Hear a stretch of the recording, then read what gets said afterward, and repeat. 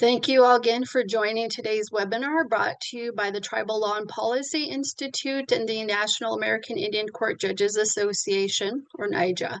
Today's webinar is titled Problem Solving Skills for Tribal Court Personnel and will be presented by Johanna Farmer, Associate Director at NIJA, Mary Rodriguez, Program Attorney at NIJA, and Ansley Sherman, Program Attorney at NIJA. I will now turn it over to Johanna to introduce herself and to get us started. Hamadakiapi chante washte unapi chiuzapi, tayuksha washte imachiapi. I just said, hello, my relatives. I shake your hand with a good heart. Good Thinker Woman is my Lakota name. My given name is Johanna Farmer. As Chantel said, I'm the Associate Director at the National American Indian Court Judges Association. I'm so happy to be here with you today as we talk about problem-solving skills for tribal court personnel. I'm joined by my wonderful colleagues, Mary Rodriguez and Ansley Sherman, both program attorneys. I'll turn it over to Mary to get us started. Next slide, please. So today we're going to talk about problem solving in tribal courts with tribal court personnel. Problem solving is the process of finding solutions to difficult or complex issues. I'm sure none of you have ever come across this in your tribal court. Just kidding. We'll have a great time today. We're also going to have some interactive questions that we're going to use a Canva whiteboard with. So we'll have some technical assistance with that as well at the end. Next slide. We are going to talk about the importance of problem solving in courts. Problem solving in courts helps manage workloads and your heavy dockets efficiently. Efficiency is going to be a big word today when we talk about problem solving. It will lead to fair and informed outcomes. It will maintain public confidence in the justice system and improve service to the community. It will also help build a positive relationship and collaborative effort between team members. Next slide.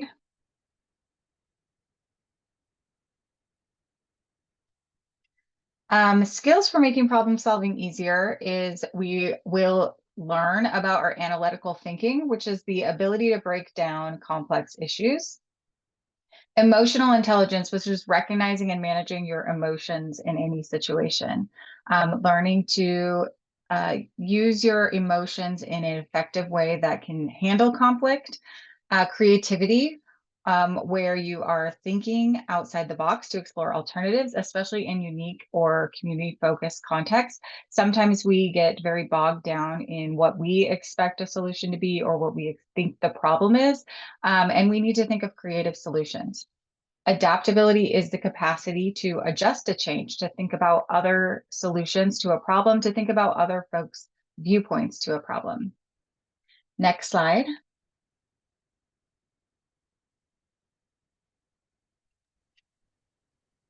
We're going to talk about 5 steps in the problem-solving process, and we'll go deep into each of these steps. So the first one is identifying the problem. The second is gathering relevant information and defining the context of the problem. The third is exploring possible solutions and strategies. The fourth is evaluate and choose the best option. The fifth is implement and monitor the outcome. So next slide. Step 1, identify the problem. Here you're going to frame the problem clearly. That means you will need to clearly name what the issue is. Don't assume everyone will see the same problem because we all have different ways of viewing the world and different ways of viewing problems.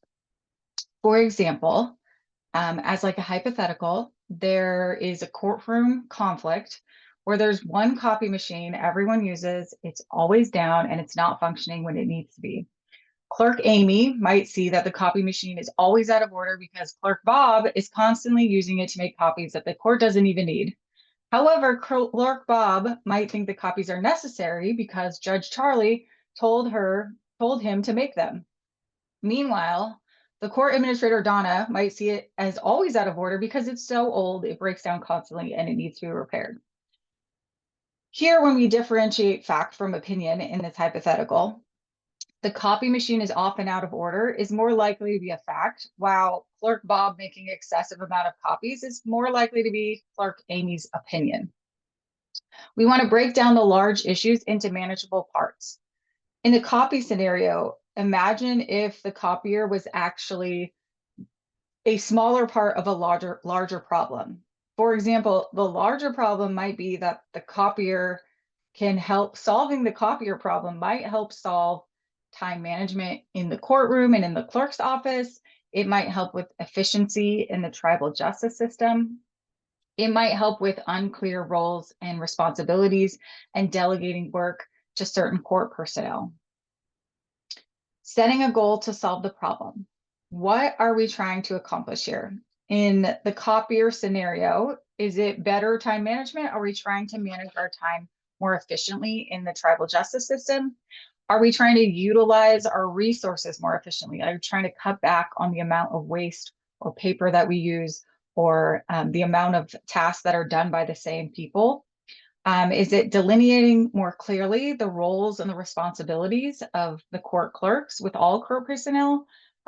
In this scenario, Clerk Bob was told by Judge Charlie to make all of these copies, but maybe there is a disconnect there in communication that those copies don't necessarily need to be made anymore. Next slide. Step 2, gather information and define your context.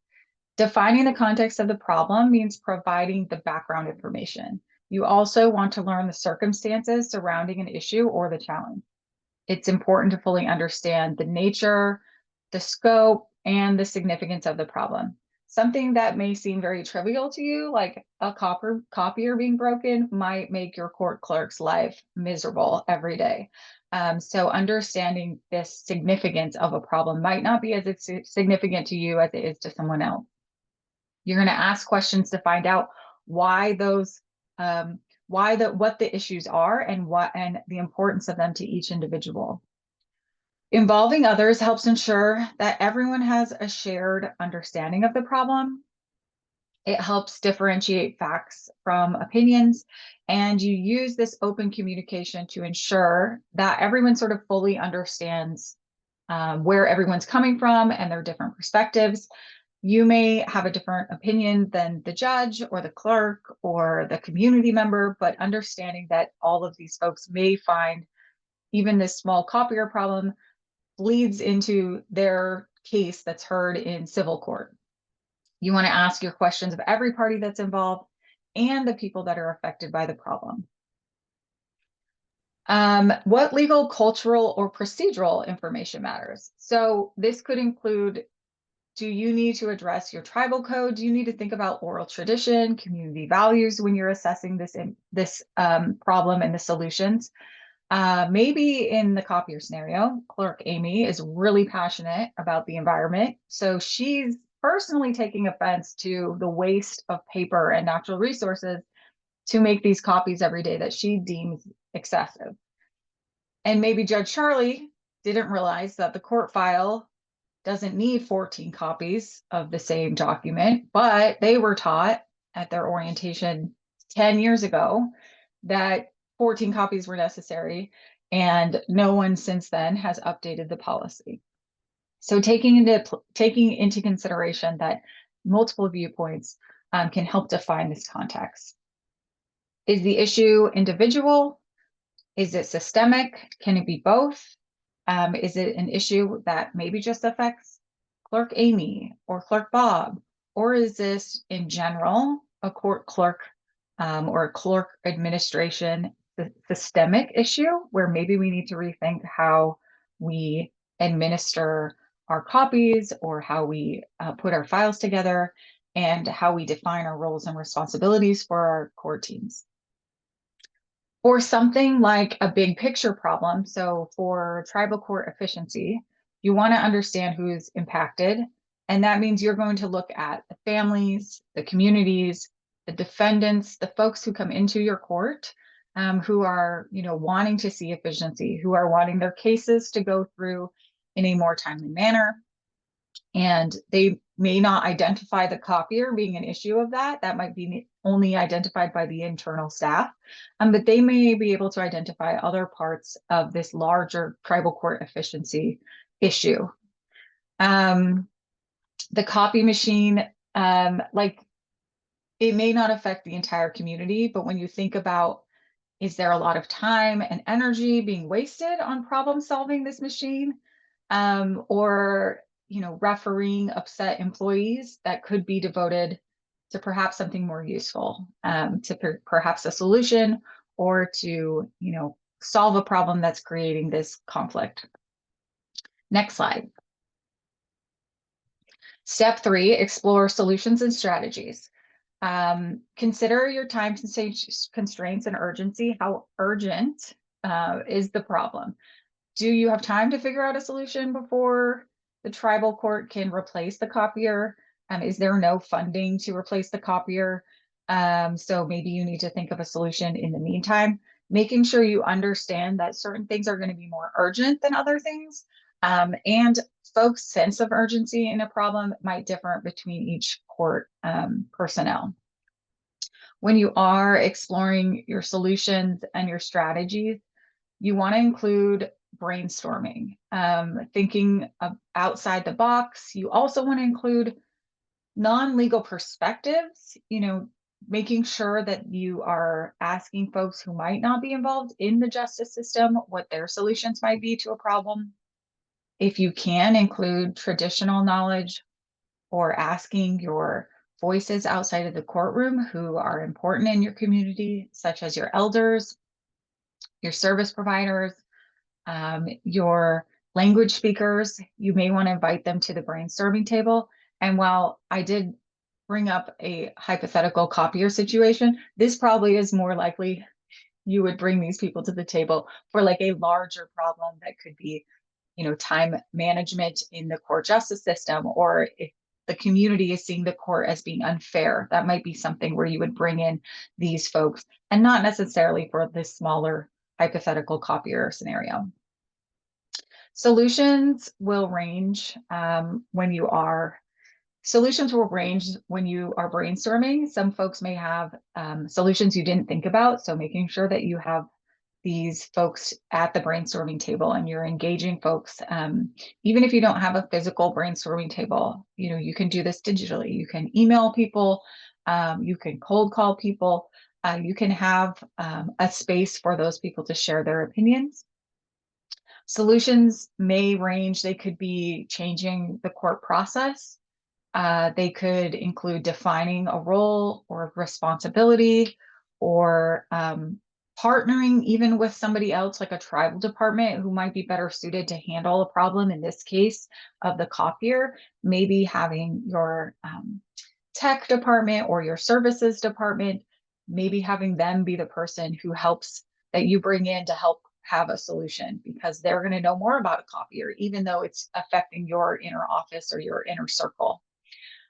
Inviting a community organization in that specializes in building trust or communication in the workplace. So maybe you have an employee workshop or a training where everybody learns about trust and open communication, and helping create that community in your tribal justice system where folks who have problems or issues arise are just better able to share those with other people on the team. Assign responsibilities, deadlines, quality expectations. Don't assume that someone will be in charge of the responsibilities or that somebody's going to be in charge of making the solution work. You want to have clear expectations, and you want to plan to reconvene on the issue. A lot of times we have all of this great work that we do up front to solve a problem, and then we don't circle back to make sure that that problem is addressed again, or that we don't just let it slip through the tracks. So don't let the problem drop off just because there wasn't a planned check-in. Making sure that you have those benchmarks in your calendar or on alarm on your phone, just so that you're making sure you keep coming back to that. Next slide. Mary, before we go to the next slide, I just want to add, for when we're looking at exploring possible solutions and strategies, one of the things we always say is think outside the box. So think outside of the normal, maybe solutions that might come to your mind. And that's why it's important to involve more people when you're looking at doing problem solving, is because we're all trained differently. We all come with different experiences, and so people might have solutions that we haven't even thought of. The other thing we like to say is don't reinvent the wheel, though. If there's solutions out there that already exist, it can be good to make sure that we're not reinventing the wheel. Tribal court systems are so strapped with capacity, with funding, that being able to utilize already existing resources or solutions is one way to help when we're looking at working within a tribal court system. Yes, and as Johanna was saying, the thinking outside the box, I think we have, because you have this unique experience of working in a tribal justice system, you have all of these tribal justice system or all these tribal departments where folks may be experiencing some of the same issues you are, and you have the ability to communicate with those other departments. There may be other people who had the same problems, and you can explore those.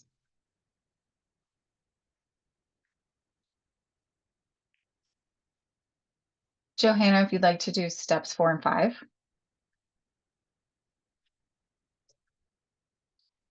So step 4 is evaluating and choosing the best option. So weighing the pros and cons of each solution that you've come up with to determine what is desirable, what is feasible, what is viable as a solution. Identifying any potential obstacles or barriers. Consider the feasibility of it.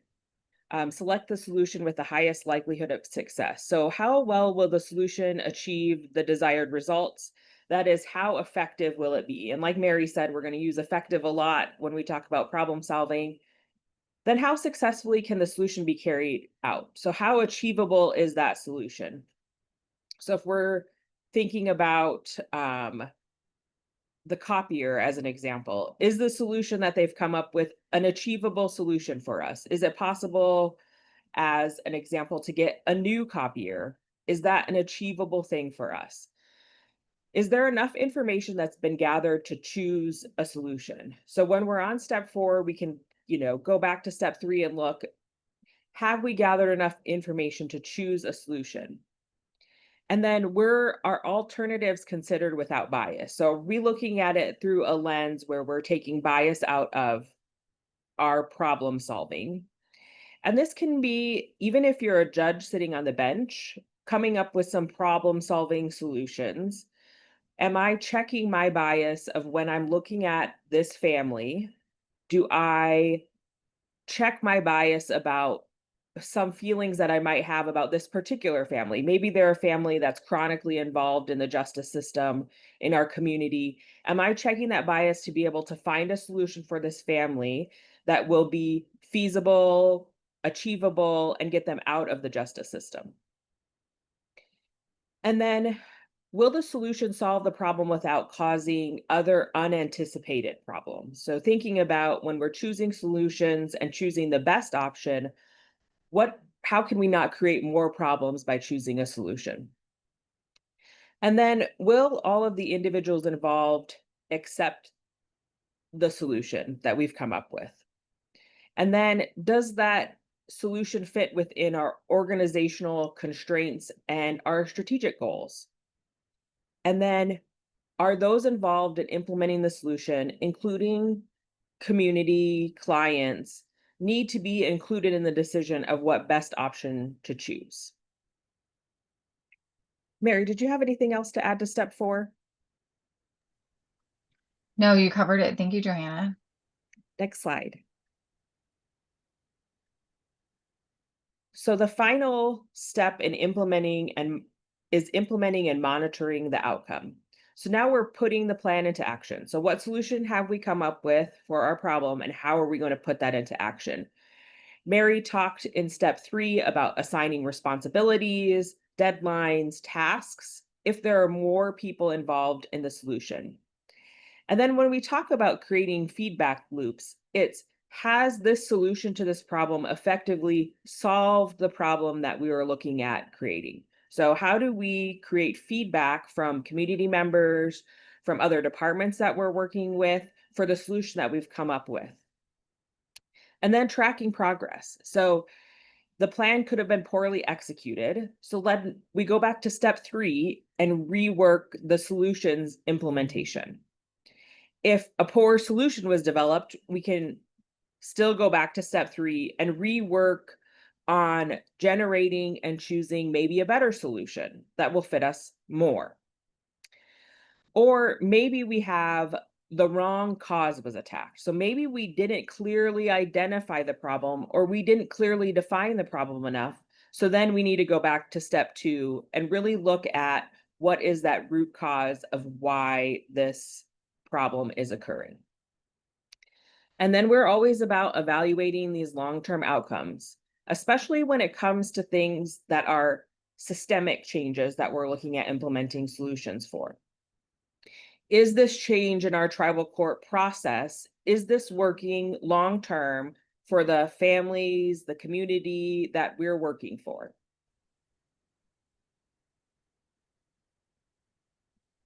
Next slide. And I'll turn it over to Ainsley. Thank you, Johanna. So I'm going to talk about some additional practical skills for problem solving in tribal courts. These are just some things to think about that can help reduce problematic situations from arising, or they can help keep problems from growing any bigger.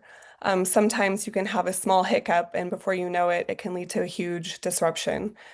So these are just a few ideas for identifying problems before they get too big to handle, so you can keep things contained. So identify bottlenecks. Bottlenecks are any points of congestion in the system that slow the process. So things start building up and taking longer than they should. For example, say you're understaffed and your court can't handle the number of cases coming in, or maybe there aren't enough time slots available on the schedule for the amount of cases being heard. These are the points where things start to build up and bottlenecks start to lead to increased backlog and prolonged waiting periods, which ultimately eats away at budgets, which nobody wants. So it's so important to be able to identify where things are getting caught up so you can keep things on schedule and try to reduce backlog. One way to do this is to conduct a process mapping exercise or a walkthrough of a case. This is where you physically map out the life of a case, and it can help pinpoint inefficiencies that are contributing to longer waiting periods. You can visualize the movement of cases and visualize where delays are common. So when you can see, this is where things start getting backed up, you can start to work on solutions to help minimize those bottlenecks. This is also where data collection is really important. You should be tracking things like case processing times, backlog, resource allocation, and outcomes so you're able to identify patterns and trends that might point to bottlenecks. Communication and coordination across roles and departments. Communication is key for problem solving. Often it's communication or the lack of communication that is the root of most problems. So clear, effective communication can go a long way. Excuse me.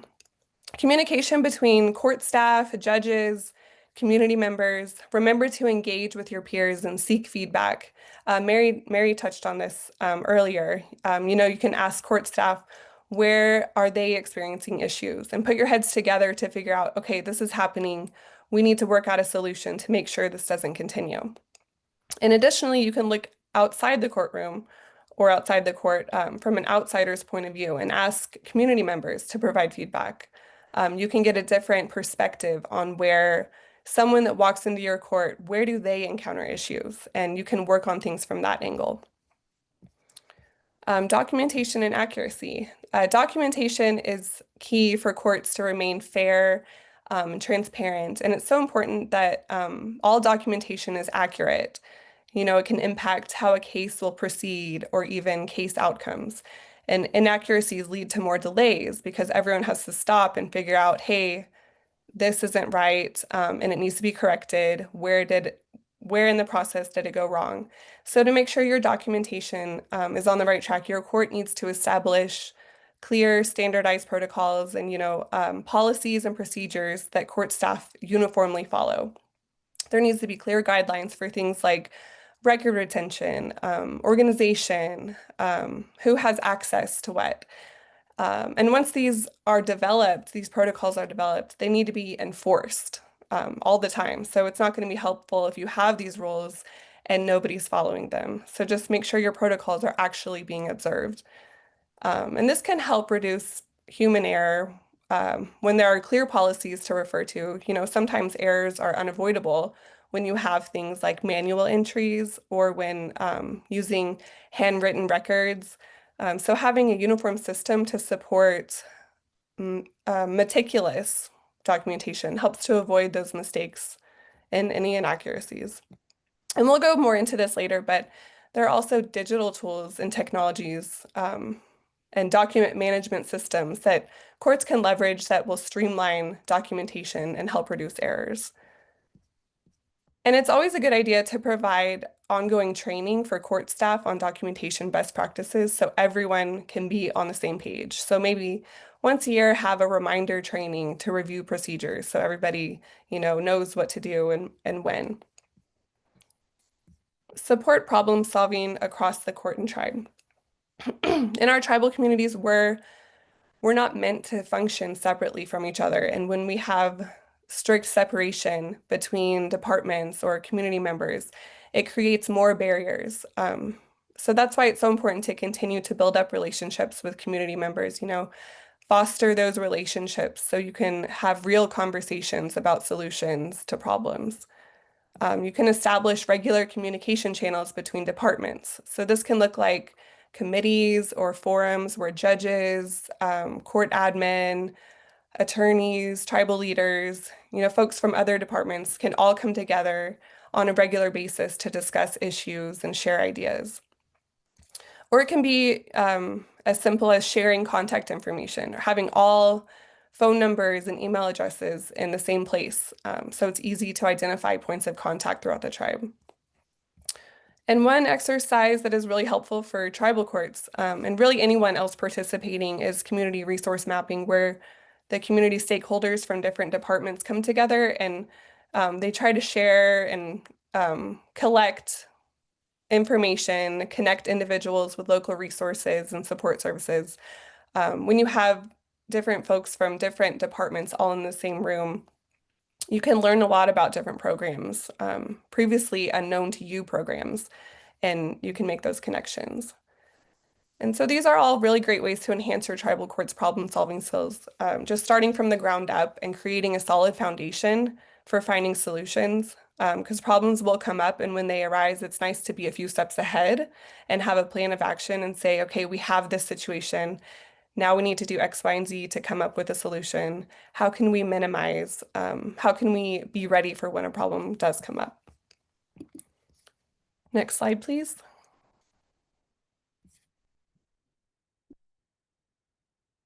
So now we're going to go through a little hypothetical exercise where we'll walk through a problem-solving scenario. Next slide. So here's our scenario. The court calendar shows 2 hearings scheduled in the same courtroom at the same time, one for a child custody case and another for a criminal arraignment. Both attorneys, the parties, and support staff are present and growing frustrated. No one is sure which case has priority. So now we are going to go through these questions. We can go through the next slide. So here is our first question. We are going to utilize a whiteboard feature now. And so, sorry, yes. I also dropped a link in the chat for folks as well if they don't want to use the QR code. Oh, yes. Thank you, Chantal. So we have the QR code, and Chantal has the question 1 link in the chat if you'd rather do it that way.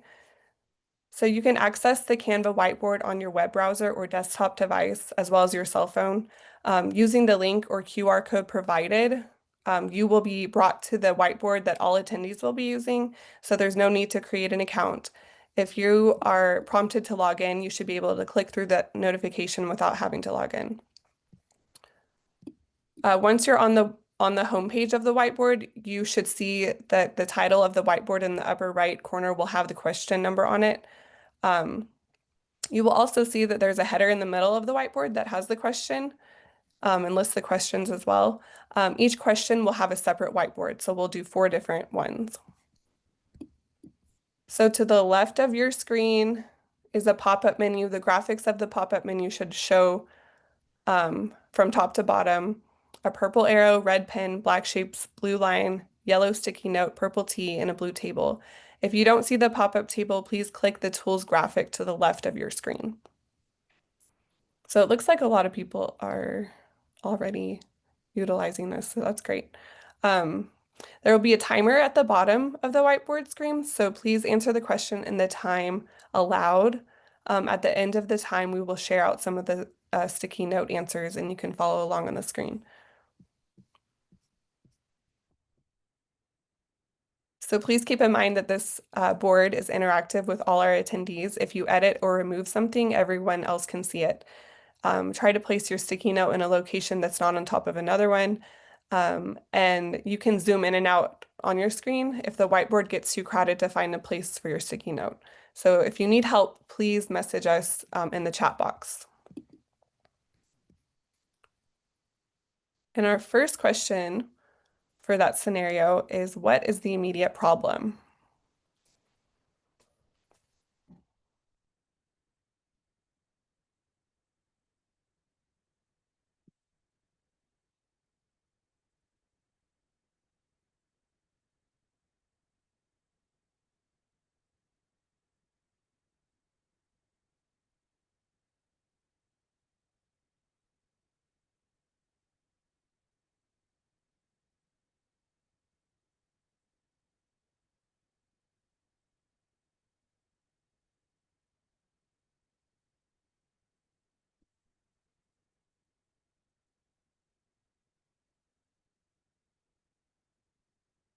So we have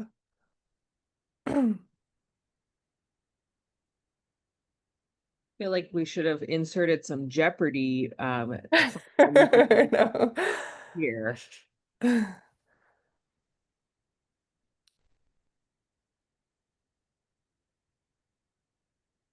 just going to read off some of these while we're waiting for people to answer, or allowing people to answer. Scheduling and time management, but the arraignment should take precedent. Docket scheduling in the same courtroom.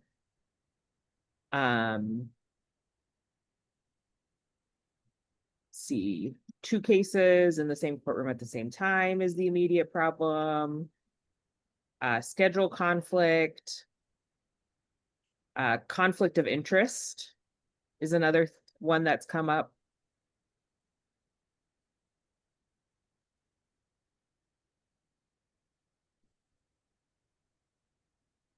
Problem with communication between court staff. Confidentiality of civil litigants. Scheduling is overlooked. Need a plan to keep the docket moving.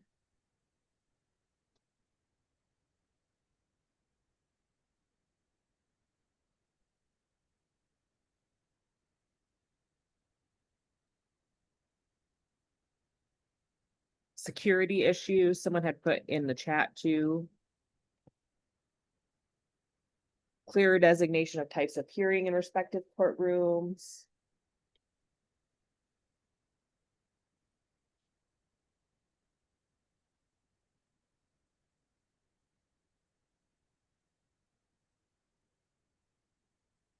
I think, Ansley, we'd be good to stop at the 1-minute mark and move to the next question. Okay.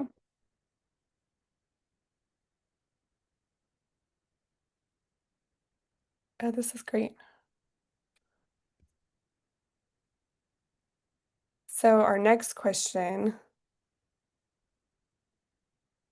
question number 2, who needs to be involved in resolving this? So this is where we identify the parties that need to be involved.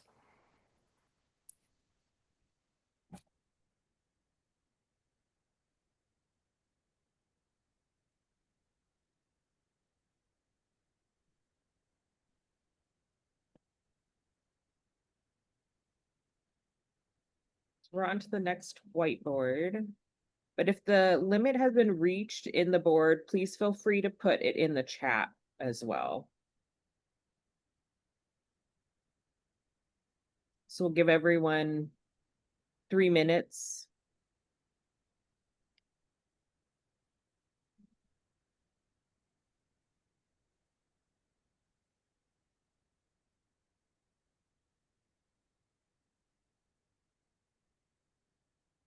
I like some of these names on here. We have bald eagle, hare.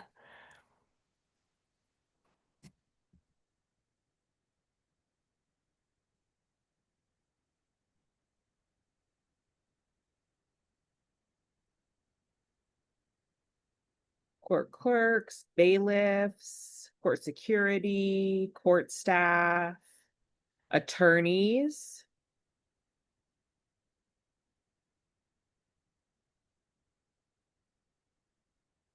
defendants, yep, respondents.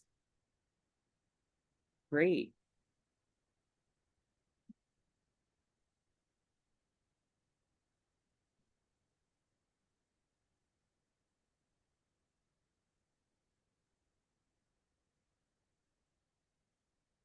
The judge. Yep, parties of interest, great.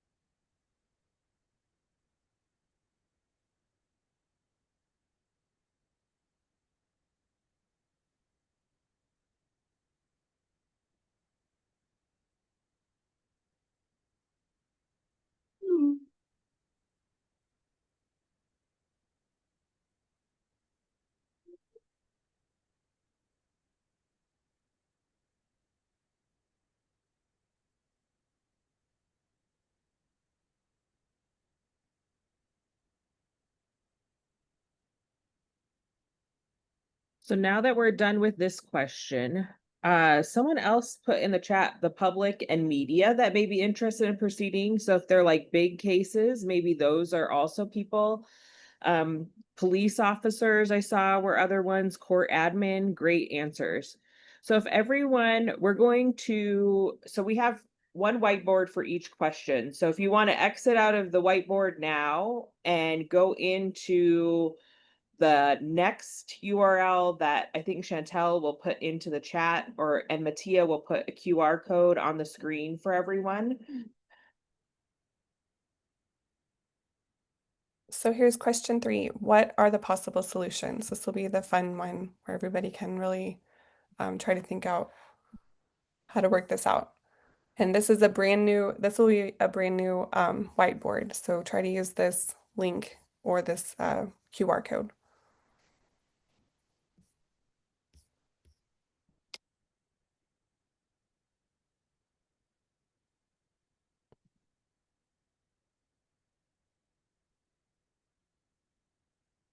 We'll start the timer again, give everyone a few minutes.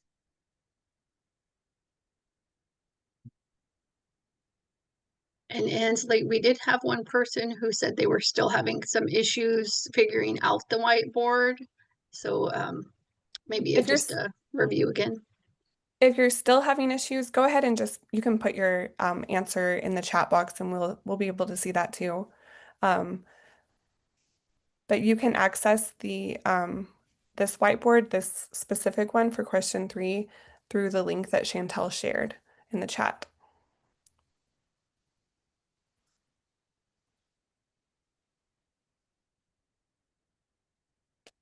This time I won't read out answers until we close out, so that way everyone can independently be thinking of solutions.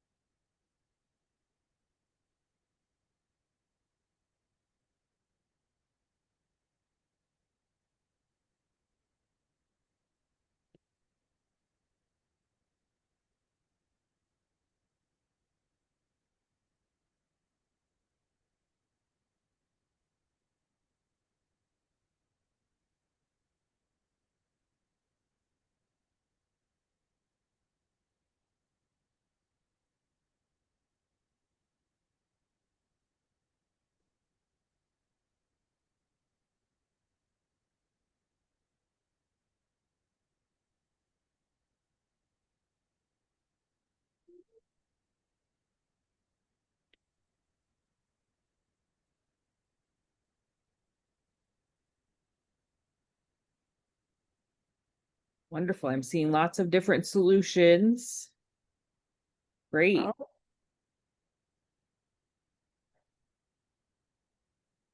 Wonderful. I have a minute left.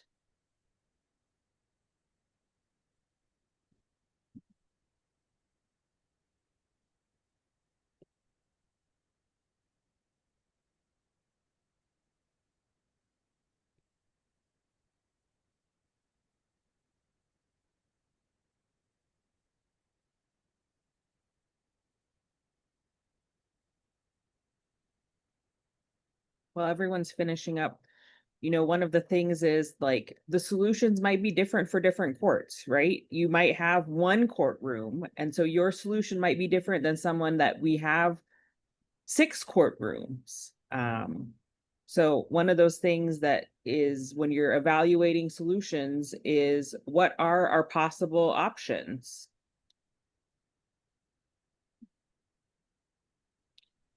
So great. Criminal arraignment normally takes 5 minutes or less, open to the public. Following the child custody case can proceed after clearing out the courtroom. Civil hearings tend to be longer. Asking attorneys and parties on the civil case if the agreement has been reached. If so, the matter can be heard first. Also depends if the criminal is set for arraignment, preliminary hearing status, or disposition. Rescheduling one of them. If there's a courtroom not in use, one case could be moved and utilize a conflicts judge to hear both cases. If there's no other space, one case could be moved to later in the day to hear both cases. If neither of the above solutions work, the judge could write a court order moving one case to another day. Rescheduling. Hear the shorter hearing first. Handle the criminal matter first.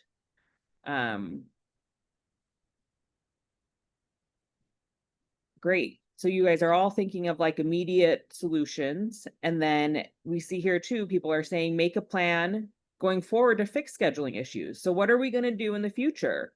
So besides outside of the immediate need of looking at how we're going to handle these 2 cases conflicting, we also need to look at how are we going to make sure this doesn't happen again. So we have one more question. Great answers. So if you want to come out of the whiteboard for 3 and go into the whiteboard for question 4, Chantel's put the link in the chat.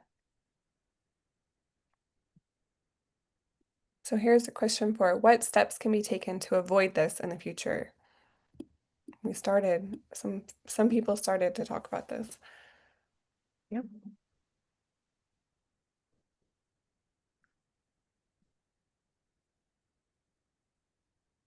Give everyone another 3 minutes.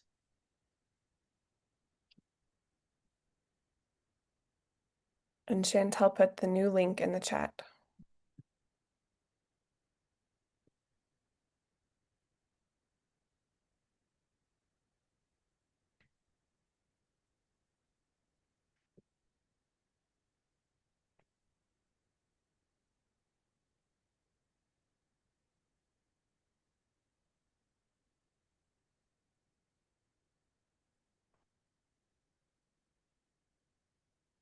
Even if not related to this one, if you have solutions already, if you've encountered this problem before, what solutions have you used in the past to make sure it didn't happen again?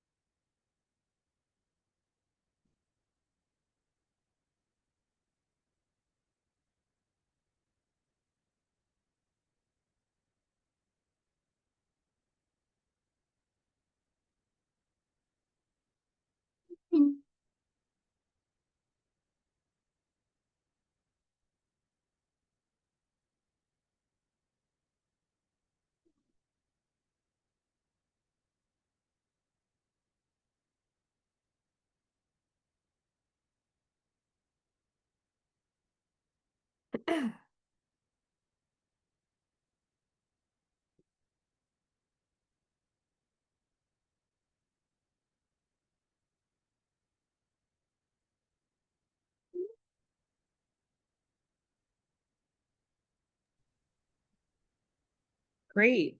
Lots and lots of options for how do we handle this in the future? Completing a modified court schedule the week prior. The hearings are for next week to show what the docket looks like, attorneys, reason for the hearing, communication. Working with all the court personnel, the judge will want everyone working together, establishing ways to communicate between staff so no one schedules two cases on top of one another, develop a digital docket, communication between staff and judges, keep a master schedule of all hearings so they're set to avoid setting a hearing at the same time, identifying how the double booking occurred in the first place, better communication, calendar changes might need to be made, utilizing the calendar and create scheduling timelines. I think one of the reasons why something like this might happen is you might keep two dockets, right? You might have a civil docket and a criminal docket. And so how do you make sure, that even if outwardly facing you have a criminal docket and a civil docket separate, how do you make sure? And it looks like people have great ideas, having one scheduling clerk for all the calendars, quadruple checking court cases, courtroom availability, making sure everyone like internally is viewing the same calendar. Great. Everyone has great ideas. I like this one in the chat, confirm calendars and hearings with all the parties in advance of the calendar day. So then you could have seen that there was a problem before the day of. That's a good one. I'd also like to point out that, so we are using Canva whiteboards, which is a program that we have here at NIJA. There are whiteboard programs, ones through Zoom. If you are having a problem and you could create a hypothetical, but it's actually the real problem in your courtroom, this could be a tool that you use to get information from all of your personnel or your court clerks, and you could send out a whiteboard where they could make the sticky notes and say, like, here's the solution, I think, to the problem. So when we were talking about gathering all of your, getting feedback from everybody in a feedback loop, this is a good example of that. As well as you could do this for solutions as well. So if your last question was like, what is a solution that you think could solve this problem or help make this problem easier on folks, you could get a bunch of ideas in there where you could then narrow down like what's the best solution here and why, and having all of this feedback is really helpful.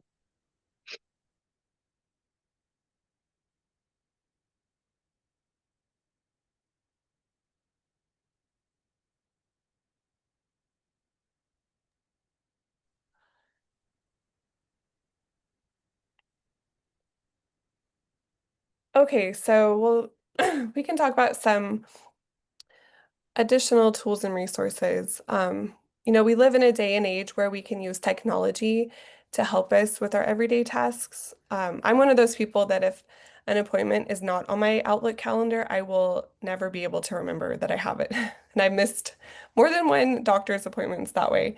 I don't want to say that I completely rely on technology to tell me where I'm supposed to be and when, but it's just nice to have a place to put some of that mental load somewhere else so I can hopefully focus on bigger things. Um, I used to write everything down in like a paper planner, and that worked for me too. But using my Outlook calendar just simplified everything, so it takes less steps to get to the same place. So I really want to encourage everyone to explore different tools to make your life a little easier, not only on a singular individual level, but this also translates to your whole court leveraging these tools to be more efficient. So using checklists and templates, this will help keep decisions and processes structured. For example, have a case filing checklist on hand to ensure that all your required documents are present and correctly formatted when initiating a case. Court document checklists, these ensure that documents like pleadings, motions, orders, meet all of the formatting and content requirements. You can have checklists all throughout a case, from pretrial, during, post-trial, to streamline and enhance your court's operations. Um, you can have templates ready to go. You can standardize your templates for court notices, summonses, other communications to ensure consistency and clarity. And there's online resources with downloadable templates and forms. But if you rely on those, you just want to make sure that whatever templates your court is using are consistent with your tribal code and your traditions. Other technology aids, you can use different programs for case tracking, set reminders and calendar notifications and task assignments. There are case management systems that are designed to manage the entire court case lifecycle, including tracking case types, parties, hearings, communication. Some systems can automate things like document creation and scheduling. All these little administrative things that keep a case rolling start to add up, and these programs offer a reprieve from having to manually track all that. They help improve organization and just the ability to have technology work for you. We can take advantage and utilize those tools. So if your court uses a case management system that you are happy with, please feel free to share that in the chat. I'm sure everybody will appreciate you sharing. And some examples of case management systems are Solid Circle, Journal Technologies, and just looking at ways we can utilize technology to get ahead of problems. These things can go a long way in improving our courts and our outcomes. Oh yeah, someone said Solid Circle.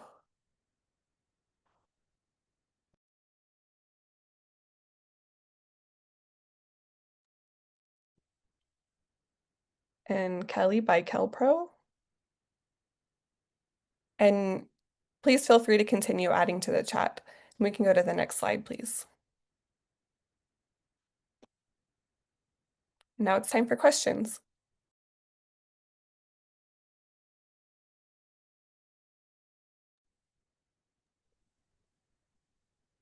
Ansley, I haven't seen any in the Q&A or the chat, other than the one person mentioning that they would love to get some court management solutions, which it looks like people are putting in the chat.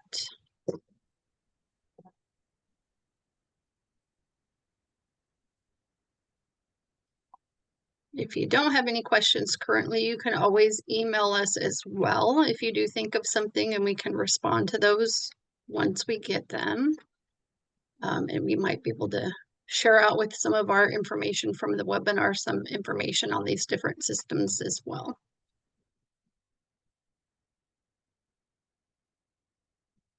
Okay, I think, Mattia, if you want to go to the last slide. This is our contact information, NIJA's website, Mary, Ansley, and I's emails. You can email the Tribal Law and Policy Institute. And then I will turn it back over to Chantel. Thanks, Johanna. All right. Well, thank you everybody for attending today's webinar, Problem Solving Skills for Tribal Court Personnel. And again, thank you to Johanna Farmer and Mary Rodriguez and Ansley Sherman, all from NIJA, for presenting this to us as well.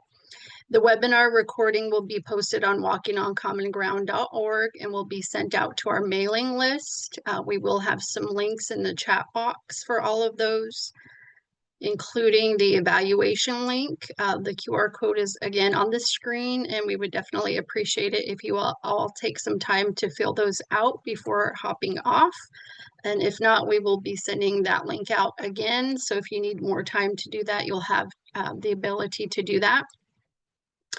And to note, this webinar is a part of a series of monthly webinars to support the development and enhancement of tribal courts, tribal justice systems, and intergovernmental collaborations.